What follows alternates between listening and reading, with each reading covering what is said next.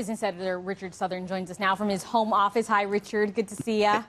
Good to see you too, Ginella. How are you? Keeping well and not having too much cabin fever. I'm sorry, Ginella? Hope you're not having too much cabin fever. Well, we're all kind of cooped up, but you know what? We got to do it for a while, so we're going to get through it together, Ginella. Got to do it to stay safe. So we saw the markets take another dive today. Unfortunately so. There's no let-up in sight here for the losses that we've been seeing. And, you know, it was really an unprecedented day. We had the closing bell, opening and closing the New York Stock Exchange, but that guy ringing it was the only one there. There was no one on the floor of the New York Stock Exchange today for the first time ever. It was electronic trade only at the NYSE. So just those empty screens. We had the Dow falling another 582 points or 3%. The TSX here closer to home was down another 623 points or 5.25%. Losses are really starting to mount, Ginella. Wall Street on pace for its worst month since December 1931. We're down about 37% amid this whole coronavirus mess. Hurting matters today was U.S. politicians failing to agree on a nearly $2 trillion stimulus package to rescue the U.S. economy. So another bumpy one, Ginella. Yep. Well, like many businesses, 680 adjusting their operations during this pandemic, even us here at CityNews. But some others have had no choice but to lay off employees. Yeah, the airlines, of course, have been really hurt amid all this. And Air Transat has announced that it's temporarily laying off 70% of its workforce. That's 3,600 people.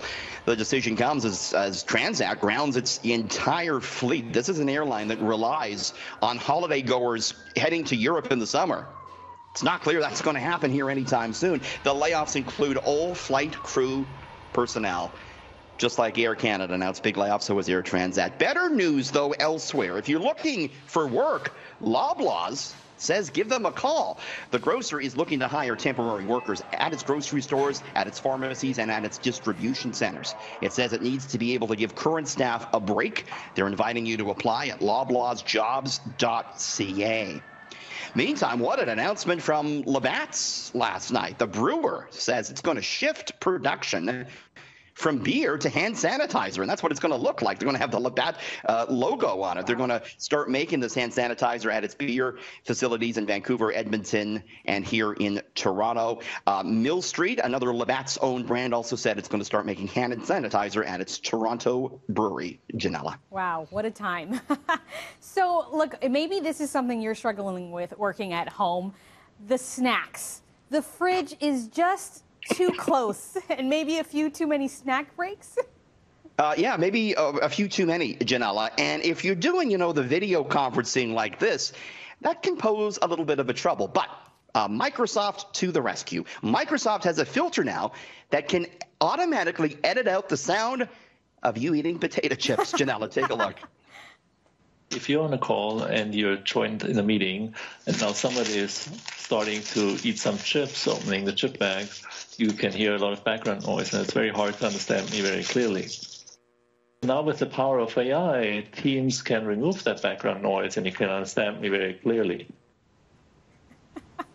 What a time to be alive, Ginella. Can we get that this in new the software newsroom? for its Teams video software can eliminate any background noise, apparently your dog, your roommate, even potato chip eating. Pretty cool. I will admit that sometimes I eat snacks between my hits, probably much to the...